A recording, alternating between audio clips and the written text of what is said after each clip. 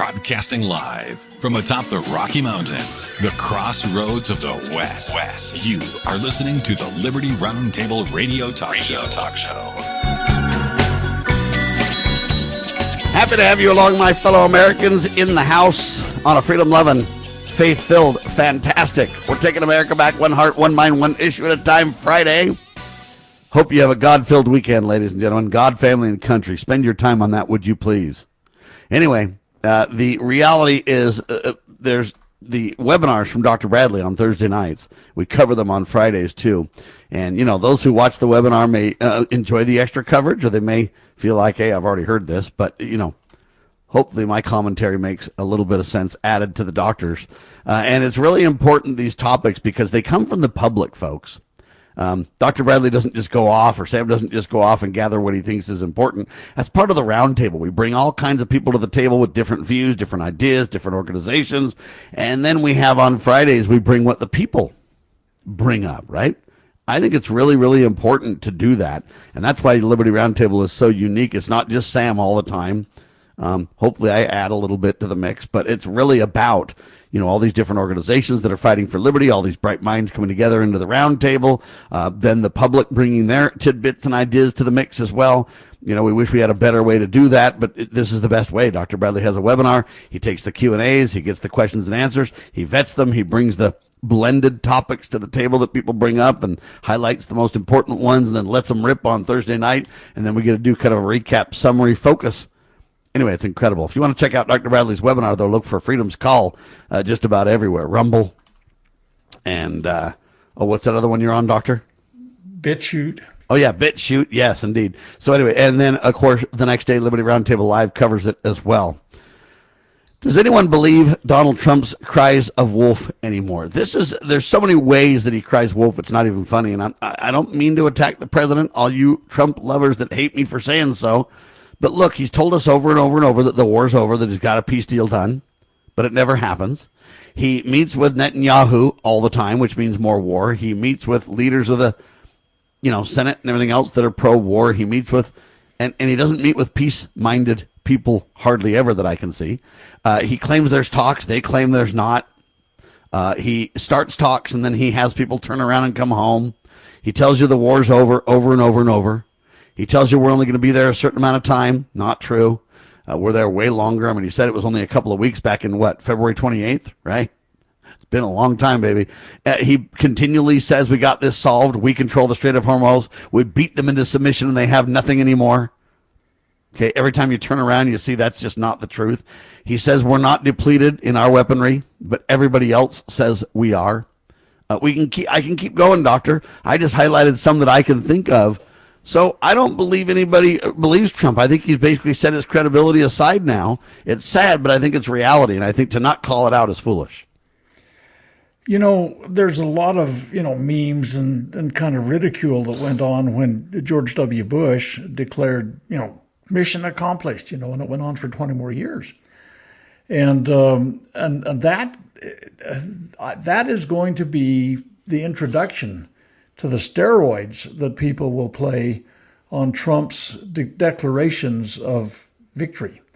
This sadly will define Trump if he's not careful. He'll go down in history as the guy that told you he had it done and babbled at the brook, while at the same time none of it was true and everybody knows it. I mean, it's going to go down like that. It really is. See, you talk about TDS, Trump Derangement Syndrome, and I think there's four different kind of levels of it, but let's just talk about two. One is those that are absolutely rabidly, insanely against Trump. The other one is those that are absolutely rabidly, insanely in favor of him, and he can do no wrong. And I believe there are people still that believe every time he flaps his lips that we won, we've beat them down, they're on their knees, they're just wrapping up the next package, blah, blah, blah. There are those that have that kind of Trump derangement syndrome in that they will worship at that altar until the cows come home. But the reality is that, none of this that has been spoken of him has ever come together. He had a kind of a legacy that was being generated, and I think it's crumbled around his ears, We had, until he tore it up, an internationally negotiated inspection verifiable nuclear agreement. Negotiations were underway after he tore that one up for a new one. The straits were open. There's no Americans had been killed. None had been maimed. There weren't 170 little Iranian schoolgirls hadn't been incinerated by American missiles. And that doesn't mean that everything was perfect behind the scenes. I'm sure there were some things that weren't perfect, but the threats that they pretend were there, just like we said there was, weapons in that country, and we went after it back in the day, and there weren't. Weapons of mass destruction Okay.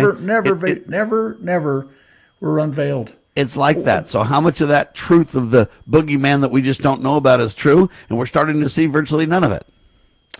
Well, the American Republican midterm elections were kind of, on top track for that. They're a disaster. I mean, I have been saying for months that is going to be a real big bump in the road for the Republicans. How many times when you're in negotiations with a foreign power do you attack and try to kill their most senior leadership? We've done it twice. I mean, we did it in June of last year, and we did it in February of this year. And I mean, that's a dastardly, treacherous kind of thing to do in terms of your diplomacy and international relations. Well, basically, without being rude, I'm just going to lay it out. When you do that, you have shot diplomacy in the foot, sir. In the foot? We don't even know who to negotiate with now. I know. And by I'm the just way, saying, by the time you do that, though, you've already blown it. Because you've gone so far that I don't think you can back out of it, right? I mean, you can't. There's people. You don't have credibility to really negotiate, do you? You don't. And you have to do that not. as a last resort, not simultaneously. Anyway, enough of this, because all I'm telling you is we don't believe Trump anymore. A lot of people don't. Even people who did before, a lot of them are starting to wake up and go, wait a minute. There are those who are Trump derangement people who will always claim this, or whatever you want to call it. At the end of the day, though, the fact is Trump has been proven wrong, and it's going to be part of his historical baggage, whatever you want to call it, forever to come. There's no way to avoid it, as far as I can tell. So that's reality there. Now the next question is, they asked if we were invaded, could we defend ourselves? And I'm going to say the answer is a resounding no, unless, and I'll get to the unless in a second, but Dr. Bradley, your thoughts first. Well, there's a whole bunch of ended awful stuff out there. The depletion of our, strategic munitions has got to be on the forefront of everybody's mind and this kind of thing. We have our best and brightest, if you will, deployed overseas for months on end, where they're actually getting hungry because we can't resupply them. They don't have toilet paper and toothpaste. These kinds of things. We someday, somehow, some way, it just might happen that somebody says we can take these guys. And that question came up, and it was like, oh, man, I don't know as I have a way to answer this. But when you stop and look everybody thinks how deep and wide we are in our pockets and our resources. We're not. It's a game. But to tell you the truth, we used to do what-if scenarios. Many decades ago, I was a Department of Defense contractor that looked at some of these strategic things, attack possible. We could go into a lot of details about stuff that I think is probably mostly declassified now. But the fact of the matter is, there were risks decades ago, and today we are at a higher risk, I believe, than we have been for centuries. Forever, no question. And, General Flynn or whatever talks about this a lot, too, that, that's fifth generation warfare now. I think we've already been invaded, Doctor. I just think you've got sleeper cells all over the country. You've got illegal aliens by the, 30 million plus. Who knows how many of those guys are really bad guys tied to an agenda. I think that you've got sleeper capabilities in America that could rise up and cause us oodles of problems like you wouldn't believe. I also think we've got drugs and gangs and cartels and everything else that have a lot more control in America than you can possibly believe. Why they're kind of standing down is because we let them run their drugs and run their women and run their sex prostitution rings and everything else unabated. So they're kind of docile for now. So I think that what you're saying is, I believe we've already been invaded. And I would say, can the United States defend ourselves?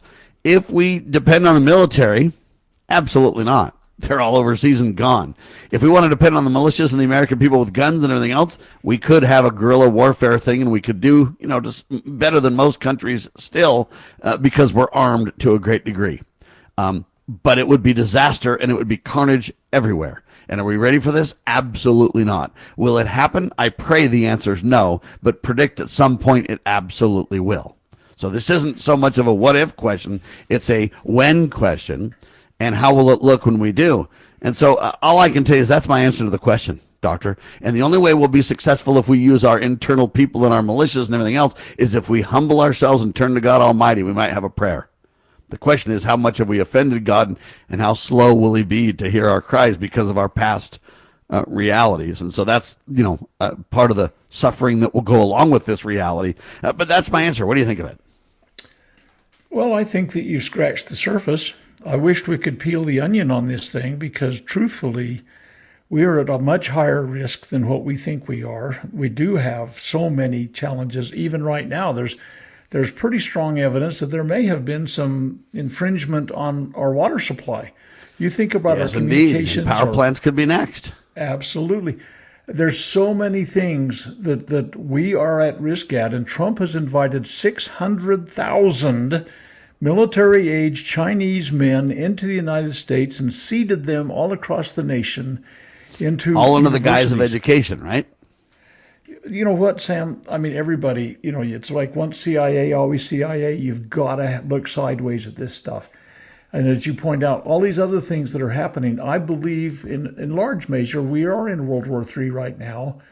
And it's a low-grade infection. You've seen people that have a, kind of an infection that's feverish and everything, but yet still they're still functioning. Well, the problem is that all of the stuff that's happening all around the world, we have these surrogate kinds of wars. We have, and we could look at length about what happened with using surrogates for different kinds of things that have happened all through history and say, wait, this is being replayed.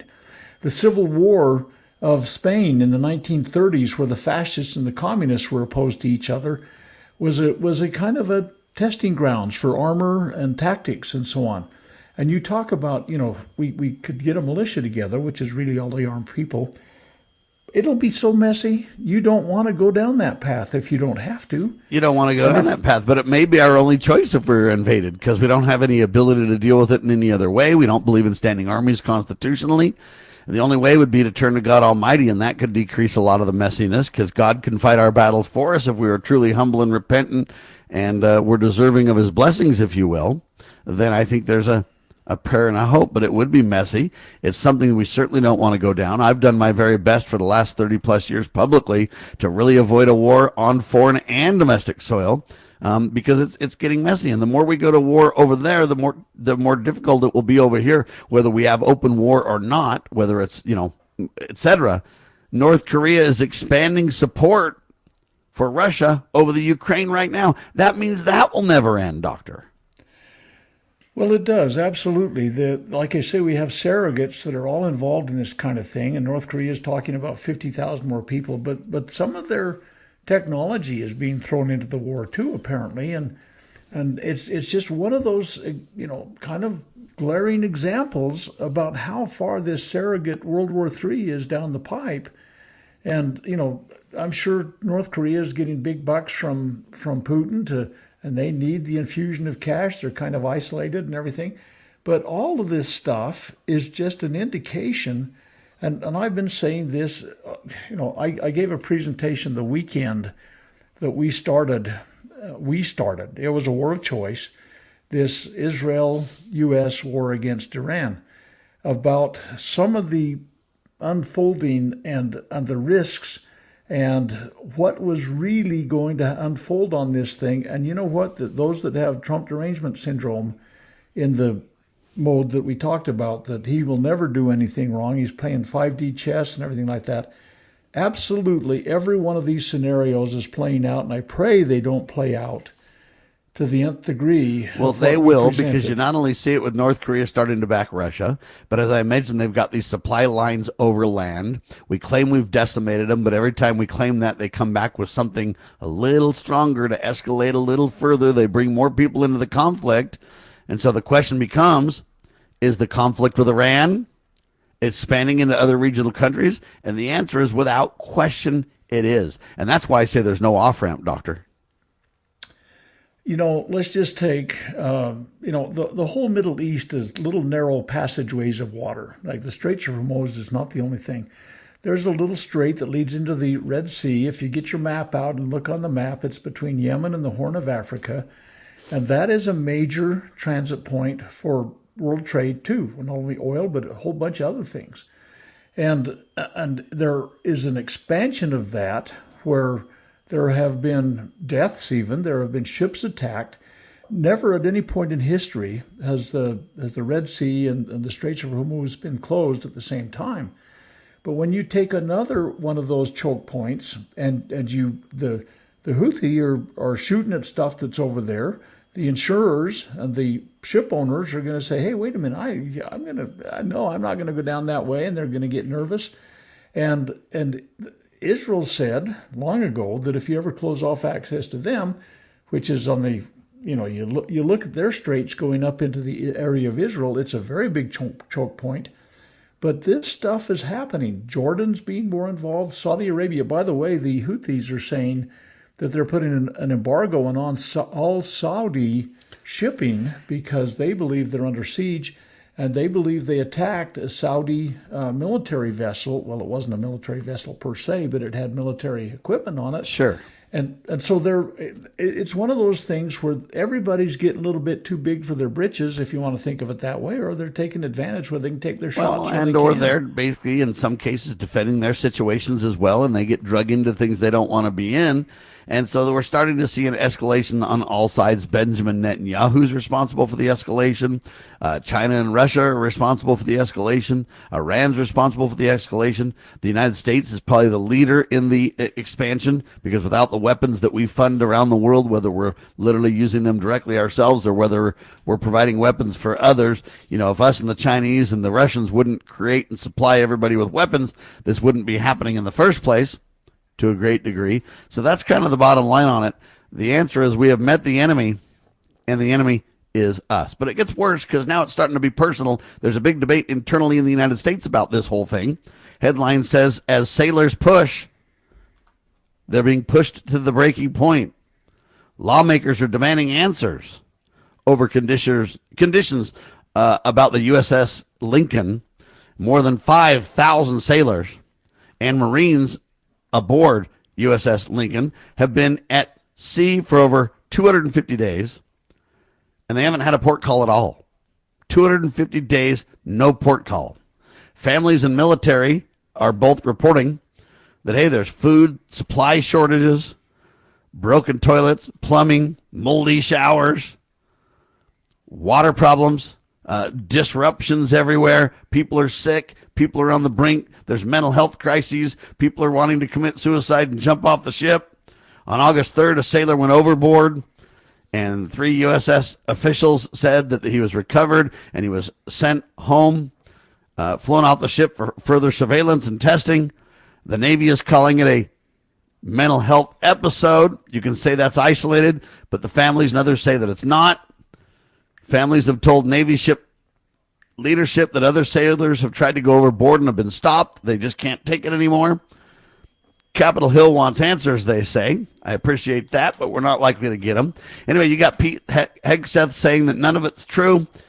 And now you've got Blumenthal of Connecticut, the top Democrat on the Senate Arms Services Committee, demanding accountability there. And you've got this Gallego of Arizona, Ruben Gallego, wants a bipartisan congressional delegation aboard the ship. I don't know what good that'll do. Getting those clowns on the ship isn't helpful, but, answers are helpful. Congressman Mike Levin of California, his district is to a large community in San Diego there of military. He says, hey, they had one meal that came down to a little bit of rice and some tortillas is all they got. And Congressman Jason Crow of Colorado says it's building week by week. This is disaster. Heck, Seth is pushing back hard, saying it's not even true. My response is, set aside all your political wrangling through the Democrats and the Republicans, and let's get to the truth, and let's be accountable, and let's do it now. Doctor? Well, it's a pretty good rundown of so many of the challenges that are currently on board that carrier. And honestly, transparency is the key, and you can deny all you want. I mean, if they're getting down to a half a cup of rice and a tortilla, I mean, prisoners of war are oftentimes fed better than that, of our own people. And you look at what happened with the Eisenhower, when it was pulled out because of a laundry fire. I mean, come on, this was early. I mean, when we got 2 of our aircraft carriers that are failing internally, potentially, based on some of the reports. Yes. And this is just another symptom of the idiocy of this war. We do not Now, they say relief is moving, just so everybody understands, though. This is interesting. They say the USS George Washington has left Vietnam and is steaming towards the Iranian Sea to replace the USS Lincoln. And officials say that rotation was already scheduled, had nothing to do with the controversy. And the Pentagon, of course, declined to comment at all on this thing. The larger question now facing Congress and the Pentagon is whether extended combat deployments are pushing people to the limits, and will this affect our overall readiness? The answer is yes, it will affect our readiness. Yes, we're putting people to the brink. We shouldn't have done it, but Congress, you're to blame because you had the opportunity over and over and over to rein in Trump, and you didn't do it, and you're all responsible for this, in my opinion, and it's disaster. So I appreciate you bringing it up, but it's $1 late and a day short for sure, Doctor. Well, I always have this little tune going in my head. Clowns on the left of me, jokers on the right. Here I am stuck in the middle again. I mean, this stuff. Whoa, Dr. Bradley's throwing out some tunes now. Come on. Yeah. I'm not going to sing them, though. You watch. But the fact of the matter is, all of these things are symptomatic of the overall bigger problem that faces us. Taken in a conglomerate, everything kind of mushed together, you say, holy cow, we're kind of in deep trouble here as a nation. Our principles, our character, I mean, from our sneak attacks on negotiators to killing little girls in schools, to the way we treat our own people, the way we're breaking our equipment, the failures of the equipment that is being pushed to the limit, and how we've rid ourselves of our strategic weaponry. The It's replacement insanity. are years out. And we claim that we don't have a shortage now, and we most clearly do. I don't think it's debatable at all. We've spent literally trillions, folks, and the problem is there's no end in sight. In fact, there's no off-ramp. It's expanding steadily, and I don't know that we can avoid it or stop it unless we turn to God Almighty. The last thing is, while this is all happening internally, Trump's media company is getting sued because Trump is selling insider information. If you pay 60 to 100 grand a month, and there's about 10 people doing it so far, you can get like pre-statements from the Donald, and then you can make decisions in the stock market in the world on decisions, allowing you to make a ton of money. Because why would you pay 60 to 100 grand a month unless you're making a bunch of money on that inside information? This is a serious problem, Doctor. Well, it's the optics on it. And by the way, the lawsuit is based on the most inane approach to things, the First Amendment and the Fifth Amendment. And I think that the people have got some bad advice that have filed that. But the optics on it, think about this for a moment. The president's whim is any sneak comment he makes, and if you get advance notice of that, the stock markets, the oil companies, the everything in the world is hinging on this. And if you can get advance notice on that and act upon it, you're going to make gobs of money. And they're selling that at a Trump's media company. It's a disaster, ladies and gentlemen. Rand Paul also said that he went into Fort Knox, and half the gold the nation owns is there. That doesn't take place of an honest, third-party, transparent audit, ladies and gentlemen. Don't be fooled. I'm just telling you right now.